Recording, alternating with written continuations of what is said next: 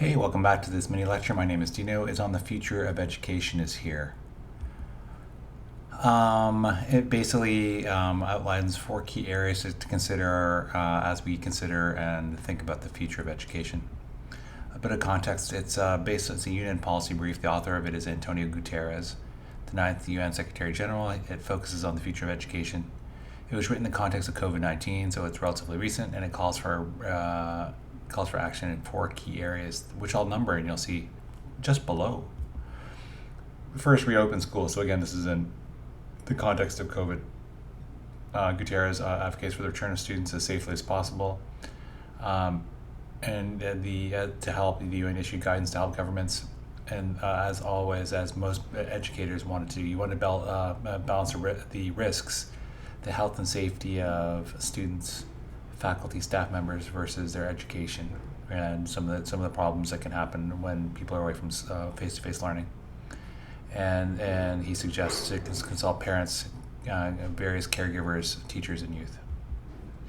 Second is prioritize education and financing decisions.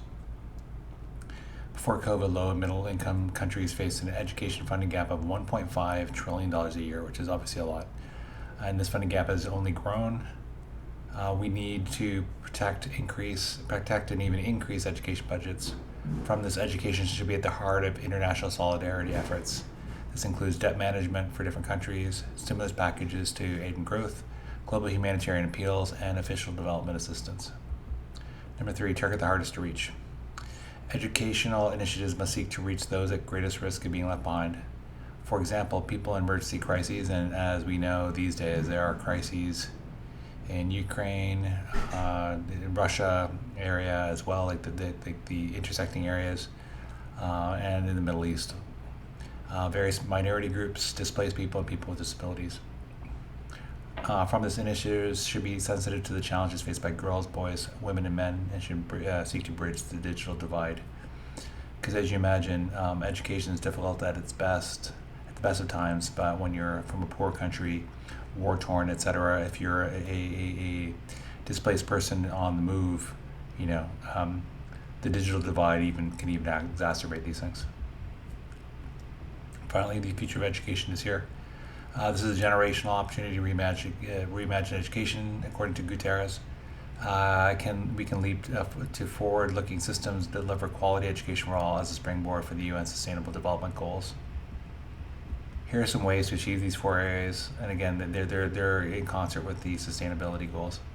Invest in digital literacy and infrastructure, evolve towards learning how to learn, rejuvenate lifelong learning, strengthen links between formal and non-formal education, draw on flexible delivery methods, incorporate digital technologies, modernize the curricula, and ensure sustained support for teachers and communities. Finally, these are some final considerations from Guterres as he wraps up his piece.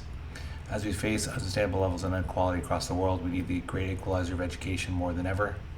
We must take bold steps collectively across the world to increase inclusive, resilient, quality education systems to meet the future. That is, the future of education is here, according to Guterres. Please feel free to like this video. Please feel free to add any comments. Do you think that those four key areas are enough? How do we foster these four key areas? Is there a fifth or sixth key area that we need to add? Are there ones we should not have? What do you think is the most important thing we need to ensure that we have high quality global education for all? Finally, please feel free to subscribe to this channel if you like this type of content. Thanks for watching. Take care.